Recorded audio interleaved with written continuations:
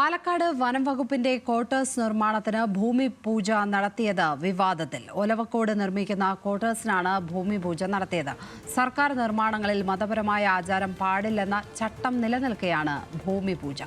വിവരങ്ങളുമായി പാലക്കാട് നിന്ന് പ്രസാദ് ഉടുമ്പശ്ശേരി. പ്രസാദ്, എന്നാണ് ഭൂമി പൂജ നടന്നിരിക്കുന്നത്? വിവരങ്ങൾ എന്തൊക്കെയാണ്?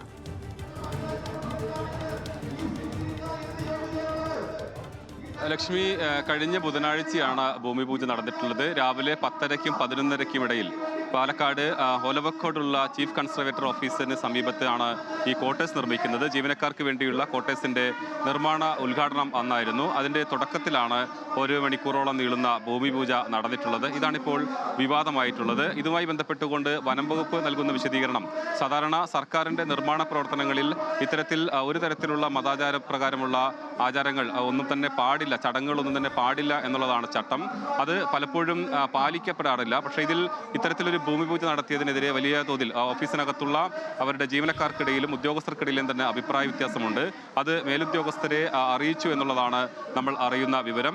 ഇത് സംബന്ധിച്ചാണ് ഇപ്പോൾ വനം വകുപ്പ് നൽകിയിട്ടുള്ള വിശദീകരണം. ചീഫ് കൺസർവേറ്റർ പോസ്റ്റ് വിജയാനന്ദ് നൽകിയിട്ടുള്ള വിശദീകരണം, ഇത് കരാറുകാരനാണ് ഈ ഭൂമി പൂജ നടത്തിയിട്ടുള്ളത്, അതിൽ ഞങ്ങൾ പങ്കെടുക്കുക മാത്രമാണ് ചെയ്തിട്ടുള്ളത്, അതല്ലാതെ വനം വകുപ്പിന്റെ നേതൃത്വത്തിലോ അല്ലെങ്കിൽ അവരുടെ അറിവോടുകൂടിയോ അല്ല ഈ ഒരു ഭൂമി പൂജ നടത്തിയത് എന്നുള്ളതാണ്. എന്തായാലും സർക്കാരിന്റെ ചട്ടങ്ങൾ ലംഘിച്ചുകൊണ്ടാണ് ഇത്തരത്തിൽ ഒരു നിർമ്മാണ പ്രവർത്തനത്തിന് വേണ്ടി ഹൈന്ദവ ആചാരപ്രകാരമുള്ള ഭൂമി പൂജ നടത്തിയിട്ടുള്ളത്.